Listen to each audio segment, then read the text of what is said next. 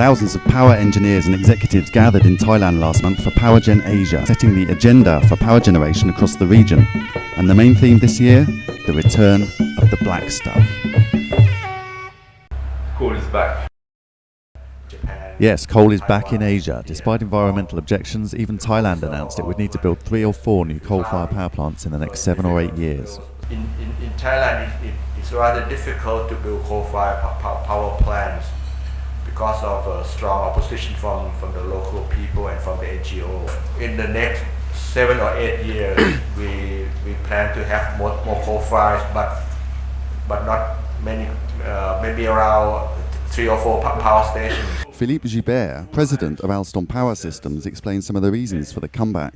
What means calling back and why? This fuel is available, this fuel is cheap, and this fuel is reliable in terms of access for most of the countries.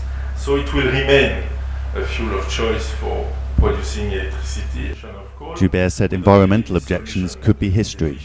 SOx, NOx, mercury and particulate are history, even for coal. And what I think is the next challenge, which is the CO2, will be in the same way met by the industry.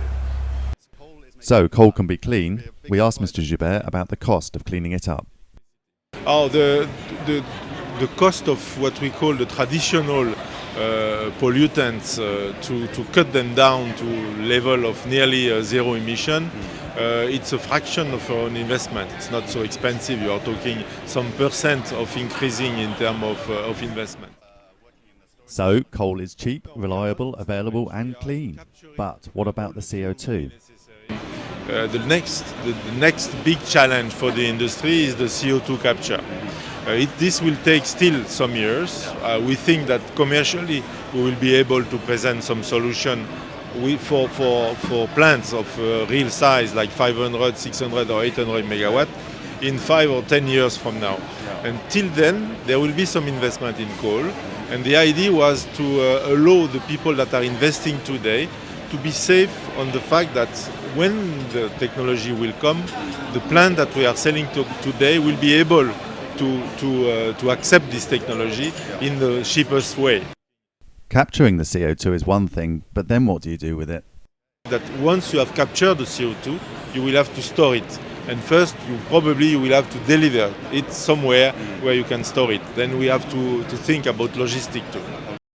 And as carbon capture expert Joe Moody says, we're talking about incredible volumes of CO2 produced by burning coal. For a ton of coal, you have about 2.5 tons of CO2. So we're talking about absolutely huge volumes of CO2 that we'd have to deal with.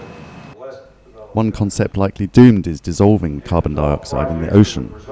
Ocean sequestration, I would just envision the environmental community not thinking that was a good idea. Pumping it into rocks to displace oil, however, is a technology with promise, says Mr. Moody. Enhanced oil recovery is something that has been used in the United States for some 30 to 40 years. The oil companies have actually purchased CO2 from other companies. There's pipeline networks.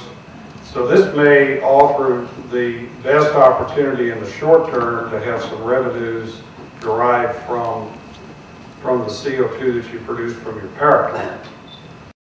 With all the talk of coal, oil and gas, wind power didn't get much attention at the show. We put so much wind in the United States that it's actually, some environmental groups are now actually saying that it's environmental pollution. What about solar power? Surely this technology has great potential under skies like these. Even Thailand is a tropical country, hot. During the rainy season, there is no sunshine.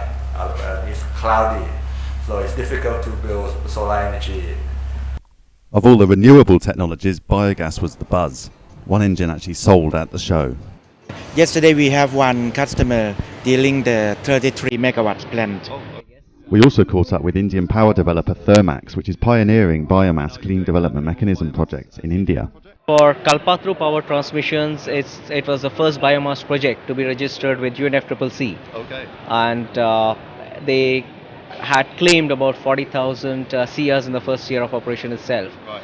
It's based on cotton stalk, mustard stalk, I believe mustard stock was burned for the very first time in India. It's a highly alkaline system, fuel, very corrosive. 8 megawatts based on biomass, and cotton stock and mustard were the main ones, and it also burned a bit of rice husk. So it's one of those showcases, I guess. So there's the themes. Coal is back and biogas is getting some serious miles on the clock. Watch our next show to hear leading climate change lawyers discuss how Clean Development Mechanism is boosting Asian blue sky projects. But for now, from Bangkok, this is Blue Skies China. Thanks very much for watching. ลาก่อนค่ะ บ๊ายบาย hot